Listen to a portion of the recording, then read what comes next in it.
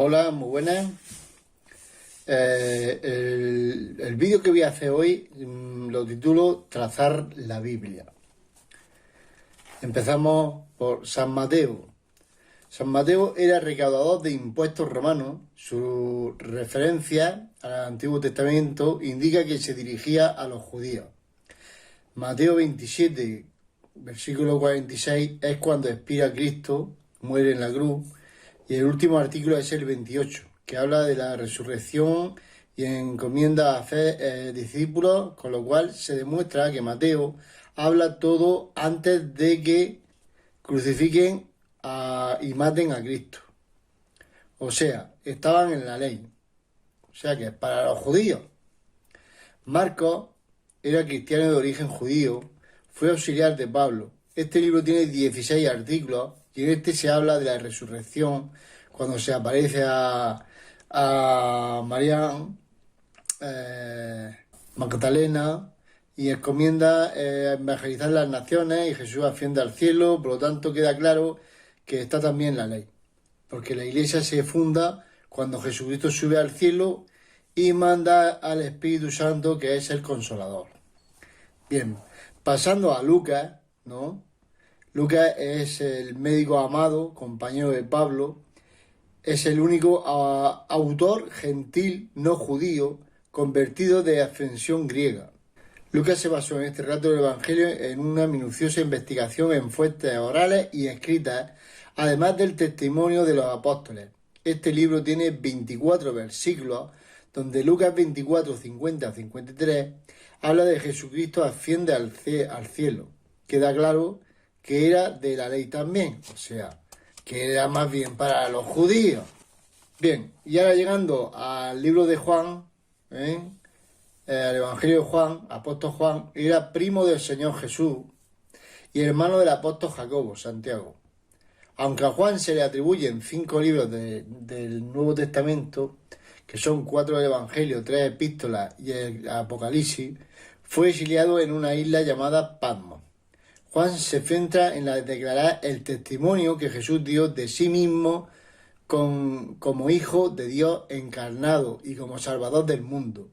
Este libro del Evangelio de Juan tiene 21 versículos y en este habla de las manifestaciones de Jesucristo tiene al aparecer a los discípulos, etc. Por lo cual también está en la ley. Quiere decir que también más bien para los judíos, ¿vale? Y luego vamos al libro de Hechos. Todo lo que estoy hablando es ya del Nuevo Testamento. Y el libro de Hechos dice, se atribuye su autoría a Lucas, el médico amado. En este evangelio se habla de Cefas, Esteban, Simón, Felipe. Hasta el versículo 13 es un libro de transición de la ley.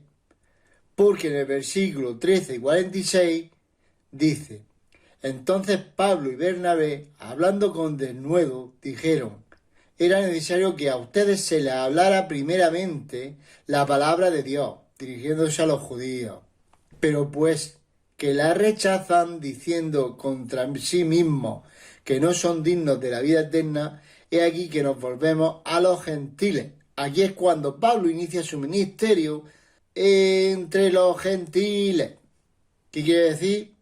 Que Hechos es un libro de transición de la ley, el Antiguo Testamento, a la gracia, al Nuevo Testamento. Los libros de Romanos, 1 y 2 Corintios, Gálatas, Efesios, Filipenses, son autoría de Pablo, además de Colosenses, 1 y 2 Tesalonicenses, 1 y 2 de Timoteo, Tito y Filemón. Hebreos, este libro, no se sabe quién fue su autor. Unos atribuyen su autoría a Pablo y otros a Apolo o a Lucas, pero dedica tiempo a explicar lo relativo al genuino cristianismo y a la correcta interpretación de la escritura del Antiguo Testamento, por lo que su mismo nombre indica, Hebreos, es para los judíos. Santiago, apóstol Jacobo, el hermano de nuestro Señor Jesucristo, Jacobo demuestra un excelente dominio del Antiguo Testamento, así como de la cultura y tradición judía. Primera y segunda de Pedro, Cefas, encomienda la circuncisión. Gálatas 2:7 es un fuerte argumento para indicar que está dirigido a los judíos. Y la primera, segunda y tercera epístola de Juan, no se sabe a ciencia cierta si fue el autor San Juan. Sí se declara testigo presencial de Jesús. Y la segunda epístola está dirigida a una comunidad o persona no identificada. Y la tercera epístola va personalmente dirigida a Gallo. Apocalipsis, el autor, apóstol Juan en el exilio en la isla de Patmos. Expresa en 3 géneros literarios, profético, apocalíptico y epistolar, aunque se relaciona con catástrofes, crisis y juicios. Apocalipsis nos revela también la más gloriosa esperanza, la manifestación de las más alentadoras promesas para el cristiano genuino y la victoria del Señor y su pueblo al final de los tiempos. Esto no quiere decir que no podemos coger versículos del Antiguo Testamento, o como Hebreos, Santiago, Pedro o Juan, para la gracia, teniendo en cuenta que no se contradiga con el apóstol Pablo, que es el apóstol de los gentiles. Un ejemplo claro: muchos malinterpretan 2 de Juan 1:10, que dice: si alguno llega a ustedes y no trae esta doctrina, no le reciban en casa, ni le digan bienvenido. Esto se llama adecuar la Biblia a nuestro antojo. ¿Por qué? Porque el versículo 10 hay que decirlo nombrando el versículo 7, que muchos no dicen, y es el kit de la cuestión. Versículo 17 dice: porque muchos engañadores han surgido en el mundo, los que no reconocen que Jesucristo vino en carne. Este es un engañador y un falso ungido. Pregunto, ¿quiénes son salvos con solo reconocer que Jesucristo es su Mesías o vino en carne? Los judíos. Nosotros tenemos que arrepentirnos y creer en el Evangelio. Por lo tanto, queda claro que la epístola segunda de Juan no es para los gentiles y es muy mal usada por los pastores de muchas y variadas congregaciones por no saber trazar la Biblia. Un gentil no se salva por reconocer que Jesucristo vino en carne. Eso es un error garrafal. Otro ejemplo, 1 de Pedro 1, 18 y 19. Dice: sabiendo que no con plata ni con oro, que se deterioran, fueron redimidos de sus vanas acciones, las cuales recibieron de sus padres, sino con la preciosa sangre del Cordero sin mancha y sin contaminación, que es el Cristo.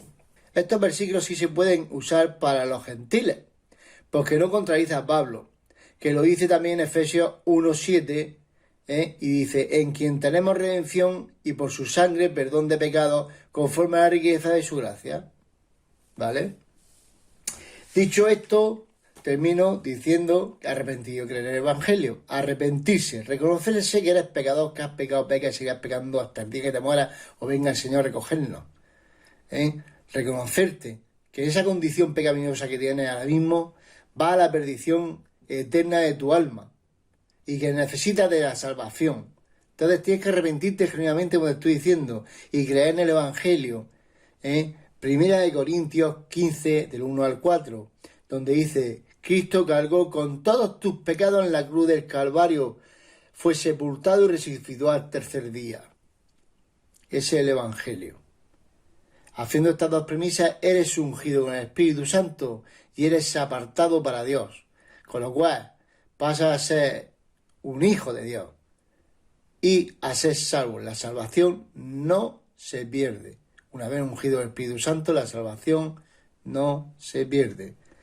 Bueno, habiendo aclarado todo el tema y haciendo las dispensaciones de cada libro del Nuevo Testamento, a quién lo hace, quién deja hacerlo, si es para nosotros o no, os mando un saludo y un fuerte abrazo. Nos vemos.